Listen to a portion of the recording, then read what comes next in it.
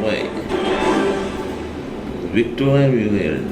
Mes chers compatriotes de Guadeloupe et d'ailleurs, j'ai le privilège de vous présenter de nouveau mes vœux en qualité de président de région.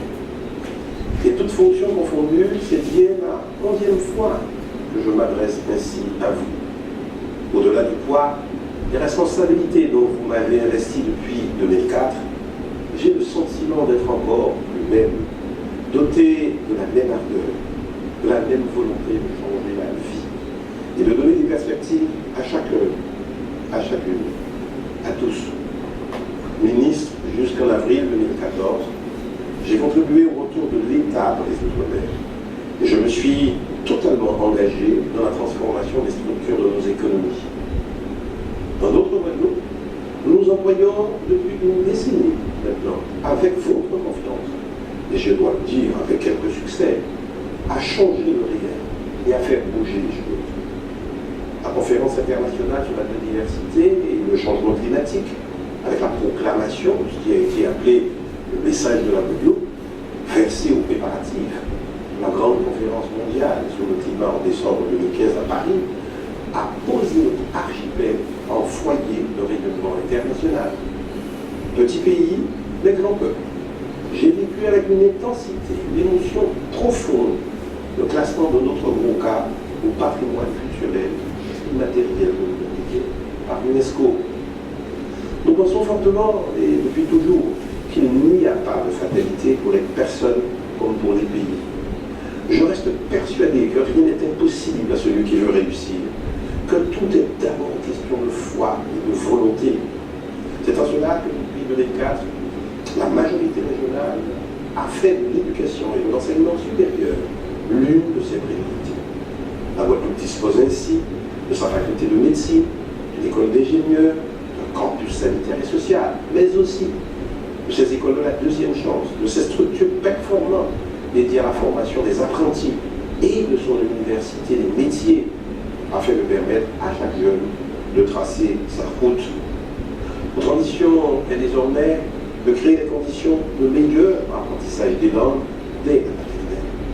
C'est notre pari sur l'avenir, bâtir un environnement éducatif et culturel pour faire de la Guadeloupe de demain un pays de femmes et d'hommes volontaires, optimistes et confiants. En 2014, nous avons travaillé inlassablement, Joseph Morel-Lasserter et moi-même, à la poursuite du bonheur, comme disaient les Américains, en appliquant méthodiquement ses valeurs et ses principes. La route du Rhum, destination Guadeloupe, couplée au Guadeloupe Festival, a été une démonstration de cet optimisme de la volonté qu'il nous appartient désormais de cultiver. La Guadeloupe est en effet apparue sur les écrans de 157 pays du monde. En 2015, il nous faudra faire fructifier tous ces succès. La réforme de nos institutions suscitera sans doute un débat durant les prochains mois. Il est normal que dans une démocratie, les opinions s'expriment et parfois s'opposent.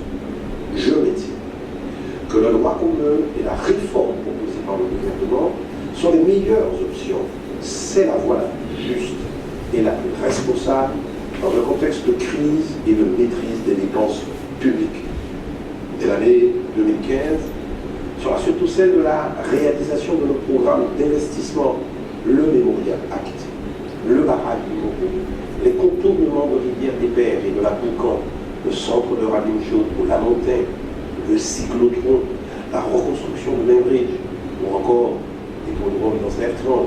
Et je n'oublie pas les enjeux de l'eau, des déchets, des transports et du vieillissement sont au cœur de vos préoccupations.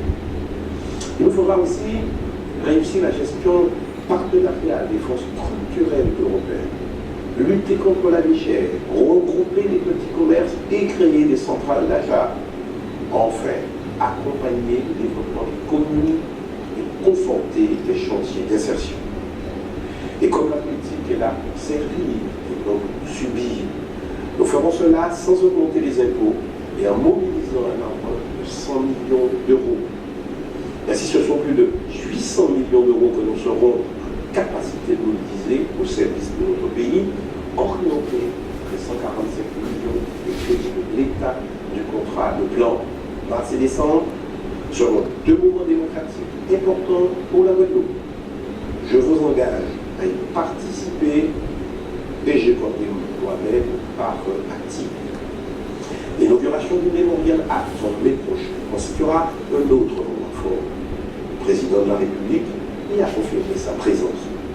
C'est un bon symbole pour faire de cette année 2015 l'année guadeloupéenne de la mémoire, de la réconciliation et de l'amitié entre les peuples.